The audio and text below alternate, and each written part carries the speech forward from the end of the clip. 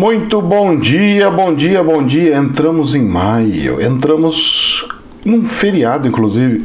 Claro que muitos nem vão perceber, né? Eu mesmo tô trancafiado aqui em casa e não vou poder sair, passear, fazer alguma coisa. E olha que o dia tá bonito, hein? Já faz, eu acho, quase 30 dias que o céu aqui na minha região tá assim instalando. Não aparece uma nuvenzinha para dar uma trégua para nós. O ar aqui tá quente para chuchu. Bom, mas eu não entrei aqui para ficar falando sobre essa situação, né? Eu vim aqui para falar um pouquinho de economia, das coisas e de uma novidade que o nosso ministro da Economia falou. Mas antes de mais nada, vamos fazer uma volta para os números. O dólar, um pouquinho da minha tristeza, ele voltou a subir de novo, subiu com força 1,5%. Então ele subiu para 5,44, certo? Arredondando, 5,43,8, se é obrigado a arredondar, então 5,44. Ele subiu para 5,44. Mas dentro da semana ele baixou. Então eu ainda estou feliz. Não estou tanto, mas já estou feliz. Porque aí você vê que realmente não era uma situação de investidor entrando aqui no país, tá? Tinha alguma coisa além, tá? Que nem eu estava falando, que estava baixando, mas tinha alguma coisinha além para tal situação. Agora nós vamos falar sobre bolsas de valores. Bom, hoje, por ser um feriado de dia de trabalho, a Bolsa de Valores não abre, tá ok? Então, só lá na segunda-feira que ela vai voltar a se reabrir. E alguns países também não. O caso da Alemanha está paradinha a Bolsa de Valores. Então, tem muitos países que dotam desse mesmo dia para um feriado, representando o feriado do trabalhador, do trabalho, tá? Ontem, a bolsas internacionais caiu em torno de uns 2%, uma queda substancial para bolsas internacionais é bastante.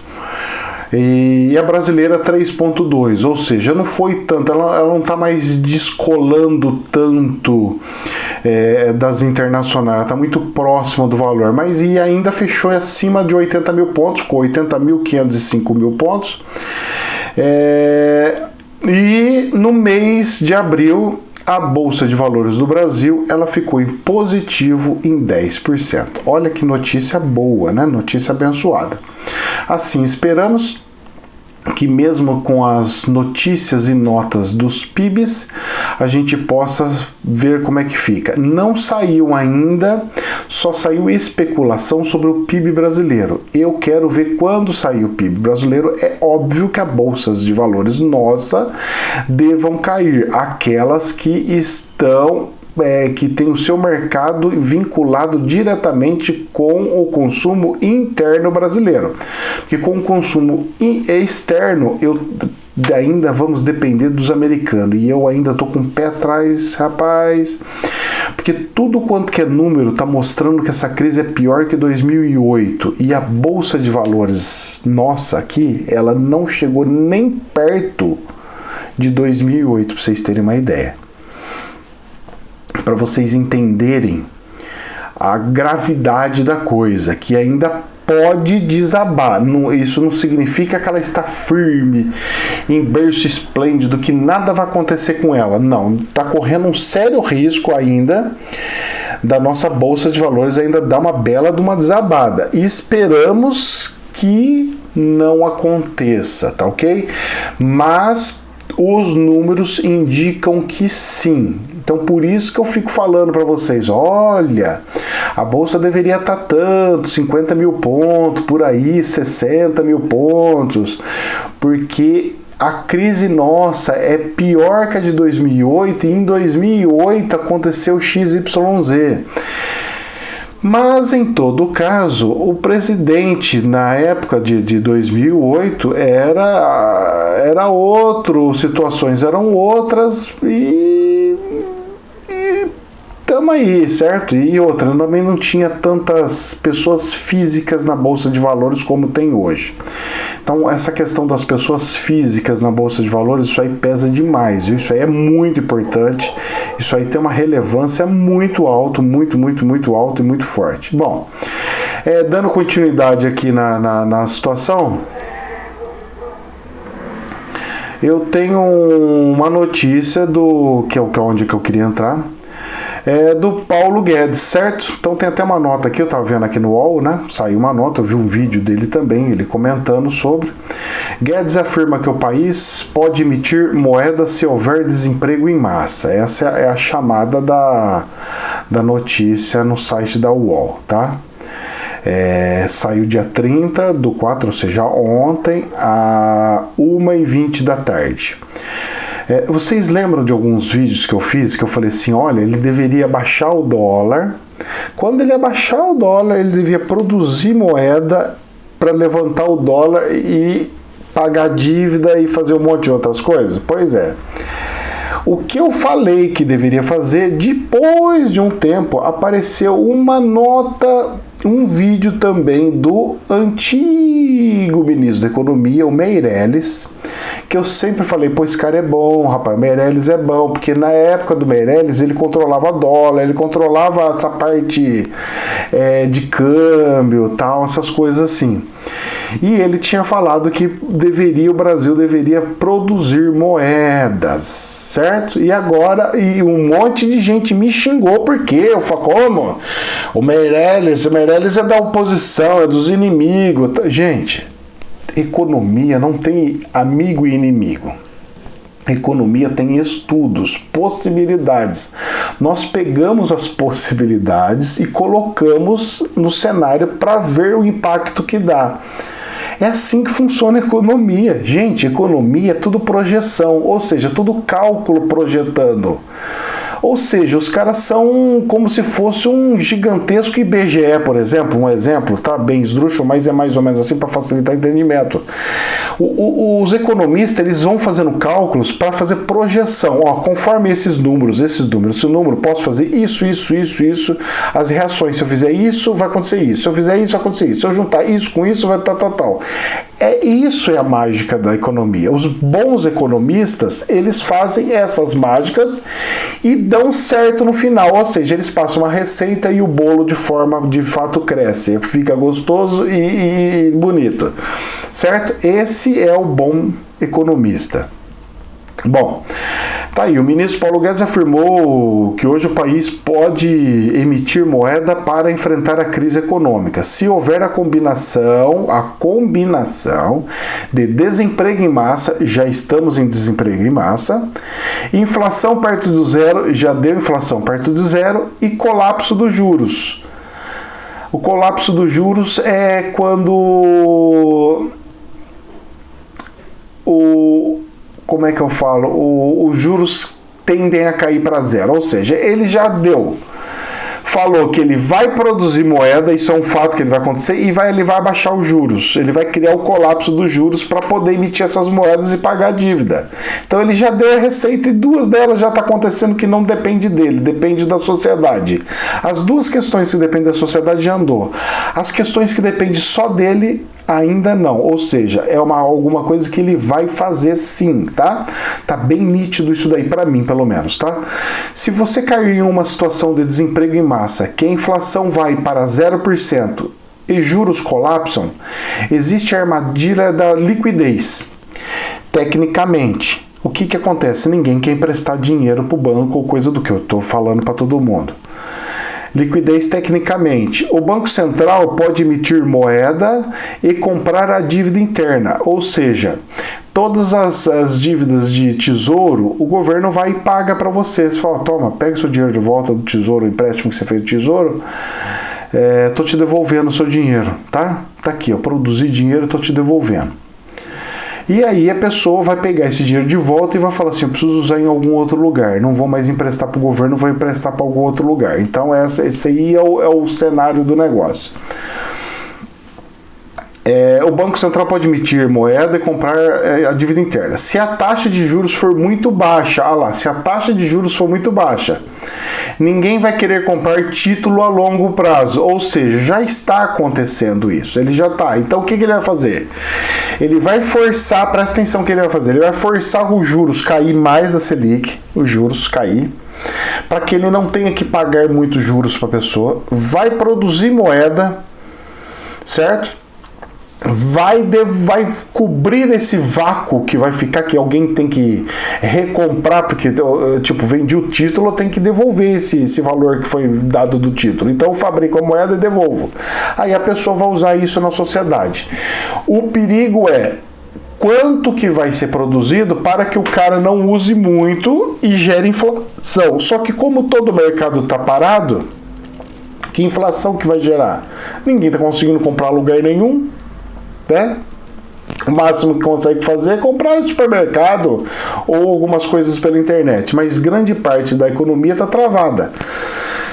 Aí, o que acontece nisso? Se ele fizer isso daí, eu acredito que 1/3 da dívida interna, dívida do país, ele consiga fabricar de moeda.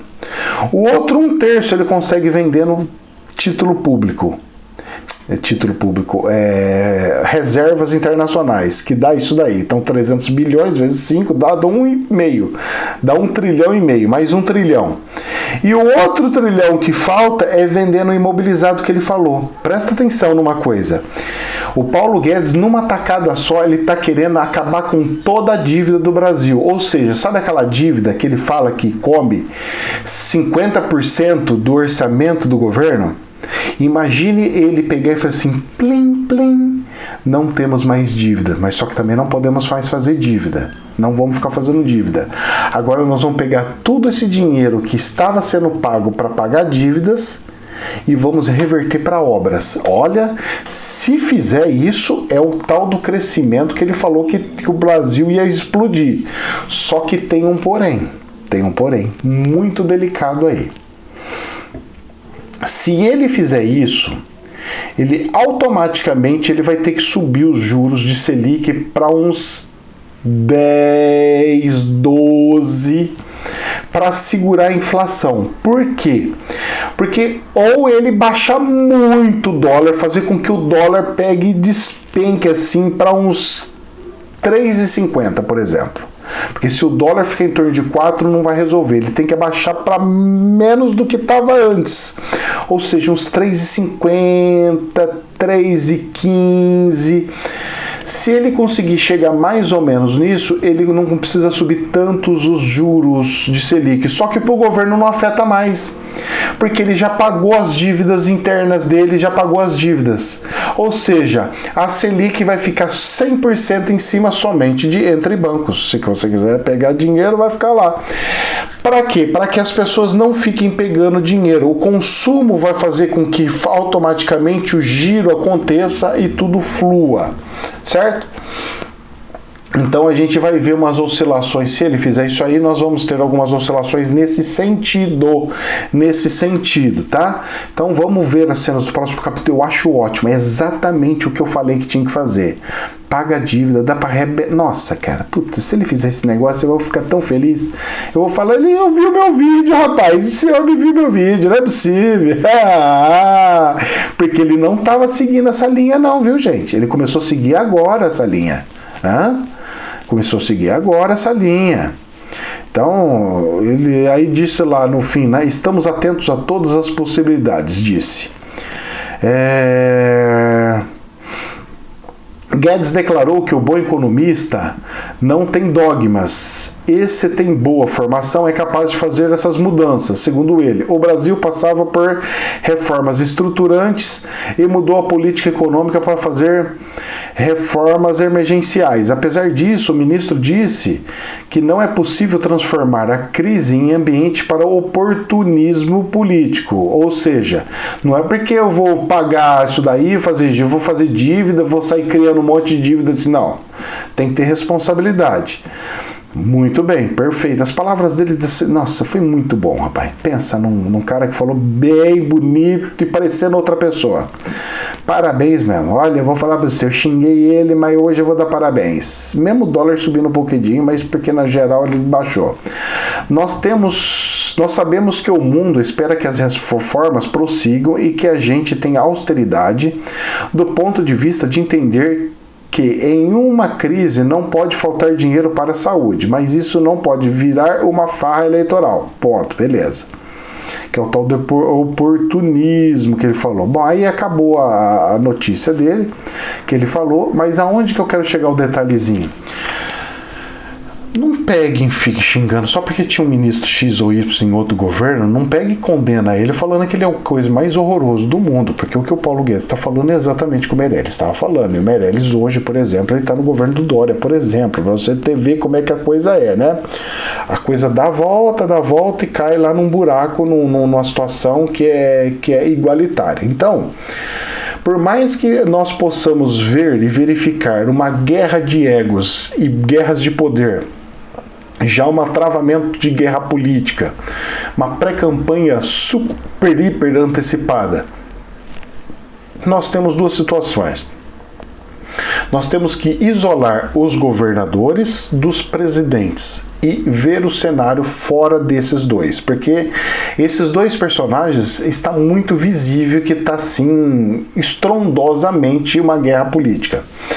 Esse ano também é um ano de eleições de prefeitos e vereadores, ou seja, de base eleitorais que vão ajudar esses deputados federais e estaduais a manterem e conseguirem os seus votos, ok? Então, tipo assim, um candidato a deputado federal, por exemplo, ele vai e procura apoio de alguns prefeitos, de um prefeito X, Y, Z. Por quê? Porque esse prefeito tem visibilidade na cidade e esse prefeito é o que vai ajudar ele a buscar votos. Então, gente, essa é a coisa por trás dos bastidores que faz com que tenha as guerras para cima e para baixo. Então eles vão lá. Como é que os eleitores estão? Os eleitores estão mais para esse lado. Então vamos mais para esse lado. Os eleitores estão mais para aquele lado. Então vamos mais para aquele lado.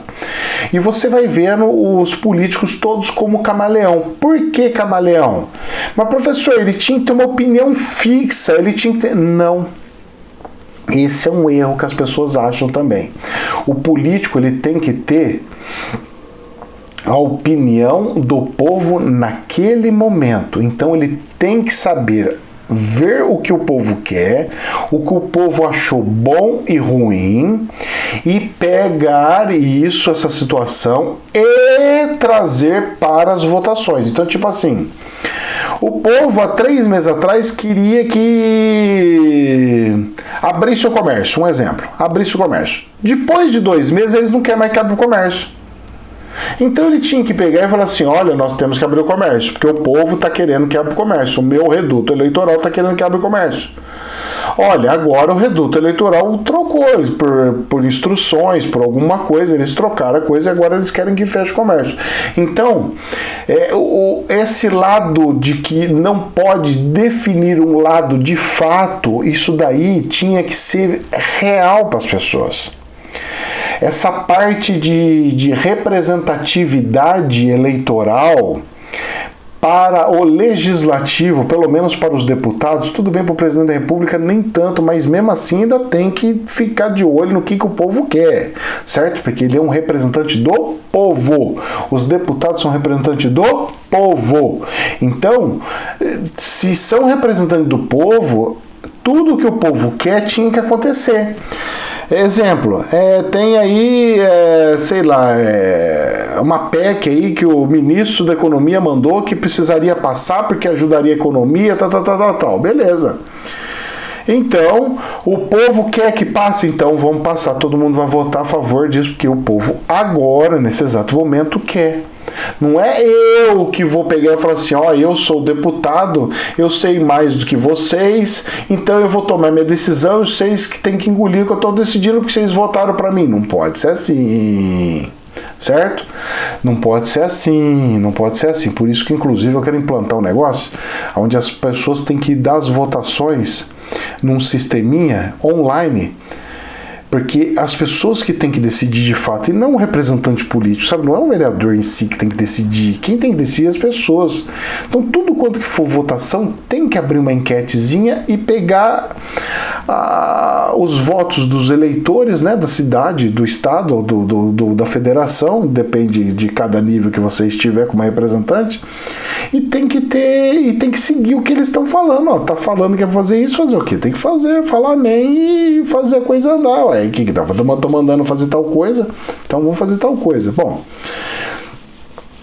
são possibilidades, são coisas para ver. Então era isso daí que eu queria falar para vocês, que vocês tenham um ótimo feriado e um bom final de semana, que possam confraternizar com o Espírito Santo Divino, e aqueles que têm que trabalhar, que Deus abençoe e proteja da sua saúde, e aqueles que possam ficar em casa e estão dentro das suas casas, que também Deus conforte os corações de vocês e abençoe todos nós. Jamais a verdade absoluta, que Deus nos abençoe. Namastê.